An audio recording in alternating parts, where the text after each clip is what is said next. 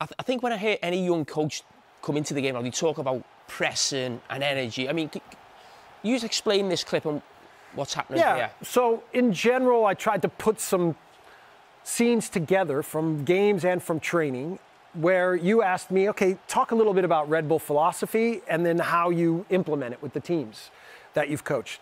We just talked about Oliver Glasner a lot in this, and he has a specific way of also interpreting a lot of the concepts and principles of Red Bull football as in his own tactical methodology. And so, you know, with this team right here, we're playing with the ball against 2 strikers in a build-up where it's more 3 in the back. So that's how we will manipulate. We'll play 4 in the back if we're having 3 attacking us, and we'll play often 3 in the back if there's 2.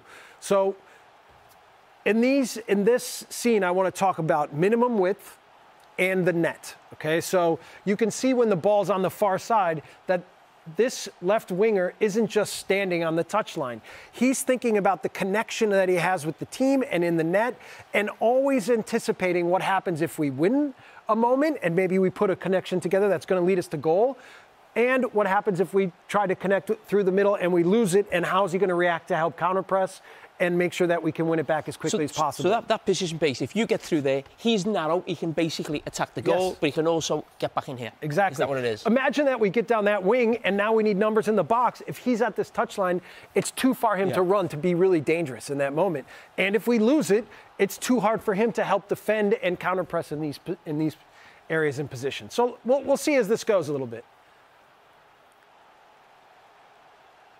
So here it comes to the other side. It's Josko Gvardiol now with Man City. We create a little overplay. Now here again, you see the net compressing to this side.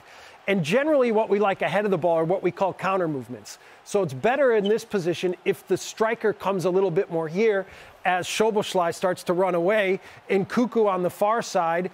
And the function of everything we do then is overplay, close enough that we can counter-press, far enough apart that we can manipulate the opponent. I mean, you've got to explain that, Monty, because when I look at that, that's my big thing about the Red Bull model. When I hear about the system, about how narrow it is, my feeling is sometimes you're so tight without the ball and compact. When you win the ball, how can you get the passes away to each other? So we're almost talking about a perfect sort of setup that the transition can happen at any time, with or without the ball, and you're in a position to go forward with the ball, but also defend for the team. And is this what these triangles are that we highlighted before the game? And again, imagine that the striker's here instead of there. And so then anywhere that you lose the ball around the pitch, you have numbers close enough to go and compete to win the ball right back. And still, you're creating the kinds of movements and spacing where you have options to play forward and still think about what are you trying to achieve in possession, okay? So if we continue with this action, it goes forward. We actually lose the ball. Szoboszlai has a really good reaction, comes back and wins it. Pause. But you can also see already that he's thinking about rest defense on that side, because if we get caught in transition, he has to honor that responsibility. Now we do play backward, but we do it with purpose of thinking about how quickly can we advance ourselves to the other side. So now there's pressure. Pause. Okay. Again, you have these counter movements. Okay, so you have a little connection here. It's a little pass back. It's going to come back in here. And Cuckoo's going to take off in the half lane, where we're always trying to attack the space in the box in the half lane, because that's the most dangerous place to cross from. And in the end, Szoboszlai will be the one who scores. And Cuckoo makes a little counter movement run. It comes here. It's a 1-2. Szoboszlai wins the race to the first post. And right now, they already know the goal will be scored at the first post. It goes there. It's a fantastic goal. So I just wanted to ask you about this, because I go back to sort of any manager coming into the game will say, I love the way Klopp plays. I love the way Pep plays. I want to press from the front. I want to push up high. The Red Bull model is all the teams play a similar sort of way, but not anybody can become the manager there. You've obviously had that job. I mean, how do you coach it? How do you train it? So first thing, Red Bull's kind of described in a lot of different ways. I've heard it as pressing football. I've heard it as gegenpressing, counter-pressing football. For me, it's about controlling spaces. And you can already see with this concept of how we use the net and what it means to make sure that we're compact enough at all moments to control whatever happens, but also wide enough to have space to be able to play the kind of football we want to play. In this exercise, we put the goal at the 18 that we're defending, and we're playing with no goalkeeper. 18-yard line. Yeah, right? And so when we play with, and the opponent can score, can shoot on the goal once they get past the half line. So what it does is it forces every player tactically to understand where we want to be to try to create angles and opportunities to play with the ball in combination in possession. But for sure, anytime we lose it, we have to be close enough to counter-press, and we have to be close enough with rest defense in the back. Can I ask you something about that then? You know that actual session you're talking about, is that your session, or would that be a session that's almost in the Red Bull sort of methodology coaching book for all the teams about this is the style we want to play, these are the sessions that go with it? So we have a lot of training methodologies and similar training exercises. This one was something that we came up with on our own. And again, we will often create provocational rules. Sometimes I'll say if we play a lower division team or we're in preseason, we're going to play an opponent that we know we're better than, that anytime the opponent connects a pass in our defensive half, their attacking half, that's a point against us. And again, it's the same emphasis. It's now being so concentrated on the tactical details and responsibilities and the connections we have in the team in every phase of the game that they're never able to get out of their half, and we are controlling the opponent. This is Leeds, Jesse, yeah? This is at Leeds. And this is in training. So explain this setup for us. So, you know, here we are with our starting group where we have 3 in the back, 2 6s. This is our Luke Ayling playing our wing back here. Jack Harrison's out there. We have a striker and 2 10s. And again, we're trying to manipulate how we play and what our tactics are with the ball. Specifically, we like to overload what we call the red zone. The red zone we call the space in between the opponent's back line and midfield line. And we like to now have dynamic movements, counter movements in those spaces because it's difficult for the back line and the midfield line to know who's supposed to deal with what. And when they're done dynamically, you can't react fast enough to defend. So, but in this, there'll be a few different topics, right? So here we're looking to get to the red zone, play forward, turning inside, and then looking to go vertically with a counter movement, right? Which leads us to goal. Okay, whenever we get the ball in the red zone, we want to turn inside. Now we're pressing and we're closing, pause. And you see how aggressive our back line is. So we just talked before about Branthwaite and how he has to always be on the half turn and ready to step in to defend, but also ready if the body language of the player on the ball is to play behind, that they're ready to react and cover space behind. And certainly you need a goalkeeper as the last defender, but here they don't have that. So the full responsibility falls on the back line to have exactly the proper behavior to deal with the moment. You talked about the Red Bull sort of model almost being about space and where your teammate is. And I speak a lot on this show because a lot of teams press from the front and they've got a high line.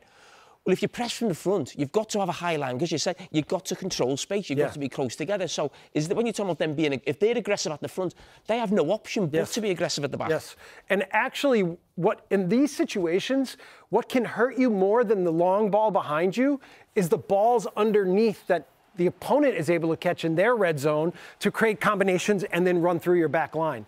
So just like we talked about with Oliver Glasner, you have to make sure that you have an aggressive back line and you're ready to forward defend, and now make sure that you're going to win those balls, play forward, and go into the attack from there, which is what happens here.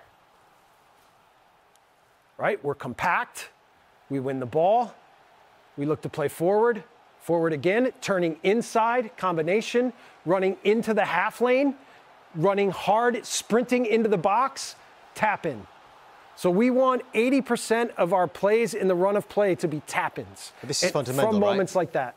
This is, I wouldn't say a buzzword, but certainly since Jurgen Klopp come to sort of Liverpool, been there sort of 89 years now, it was all about gegenpressing, counter-pressing. This is what we associate, not just with Klopp, probably with German football, and certainly again, sort of the teams that you've managed. And Pep. And Pep, what he did at Barcelona, right? So, and again, if you don't have the appropriate tactical arrangement.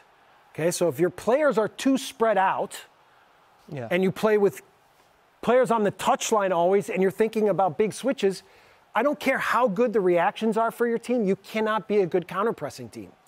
Counter-pressing has so much to do with the tactical distances that your team has when you have the ball. That is the purpose of the net, right? And then now you can make sure that when you lose the ball, you can converge on the ball from several angles and pause. The other part is the rest defense in the back, which rest defense is a term derived from Restverteidiger, okay, in German, which means remainder defending. All right, the remainder of the players. Yes. So, in an attacking phase, a team will commit a number of players forward to try to score a goal. The rest of rest defense literally refers to the players that are left over, the non-attacking players during that attacking phase. Rest defense refers to the defensive attitude of these non-attacking players and asks, how are these players set up in order to best deal with a turnover of the ball? This is rest defense in its simplest form.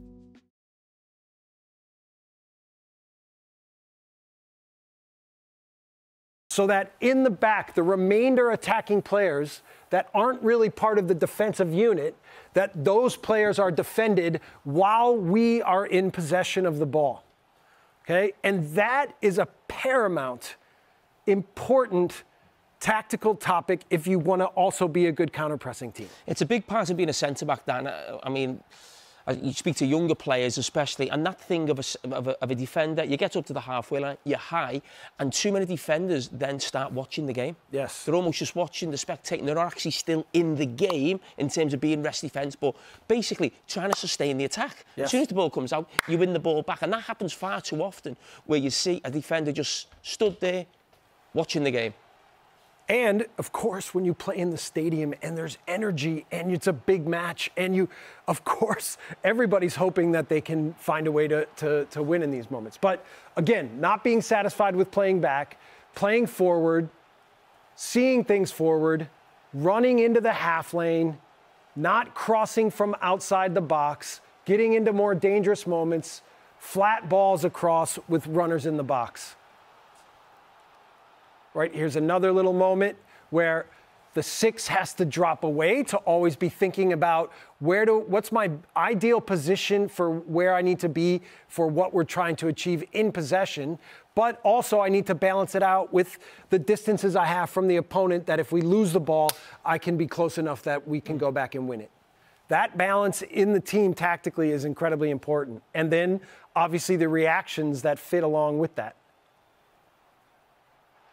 Win it back. Maybe it's a foul in that instance, but nonetheless, the point is getting those distances right. So here we are in a match, right? This is you at Leeds. Yes. So we're in this formation. It's a similar look as to what we were trying to do in Leipzig. We're trying to create room in the red zone. So go ahead and play it. And so we're in this build-up phase where we have 3 against 2. Our 6s are looking forward. Our 6s are drawing the opponent out, which means it opens up our red zone. But notice that we're not standing on the touchline. We're still connected in a way that if we win it or if we lose it, we're in an advantageous position. Right? We play forward, a good touch inside again. Maybe he could play vertical. He goes to the wing, pause. So Luke takes not the best touch, but nonetheless, he's looking to play inside. But for me, the best play is if Luke attacks a pass with Brendan Aronson into the half lane, which allows him to catch the ball here and either shoot or pass it across the goal for Rodrigo to run in for a tap-in. I mean, you talk about that, and you talk about this being sort of your model. I was speaking about this on Saturday night with Manchester City. There's no one better than Man City getting to that position for the pullback. But now even more important, pause. Right? Is this counter-pressing? Look at the reaction. Look at the reaction. Look at the reaction. 0 transfer time. 0 transfer time around the ball. Talk us through the rest defense again. And then the rest defense. So rest defense is always ideal to be 1+1, right? So here we're 3v2. You could say we're 4v3. But the most important detail is that there is no player free. So if we have to go 3v3, if we have to go 4v4, if we have to go 2v2, then we have to do it. And it's a big demand on the center backs. At what stage of a game would you do? Would you start the game with that idea in terms of we might have to be not man for man, but almost we're not going to need the spare man? Or would that be a case sometimes in the game where you say, OK, we're one down, or we need a goal, we're going to push an extra man forward, and the rest defence actually becomes man for man? Every match is equipped with a rest defence match plan. OK? Now, the game is fluid and changing all the time. And if you were even to look in the practice, Robin Koch is pointing at different times, Liam Cooper, because it requires communication. It's not so easy to always go, okay, you got him. You have to always be aware, and you have to be communicating and pointing and making sure that there are no free players. Okay? But the +1 is always the goal. And that's why even when you build 3 against 2, you already, for rest defense, once you overplay, you already have that built into your team.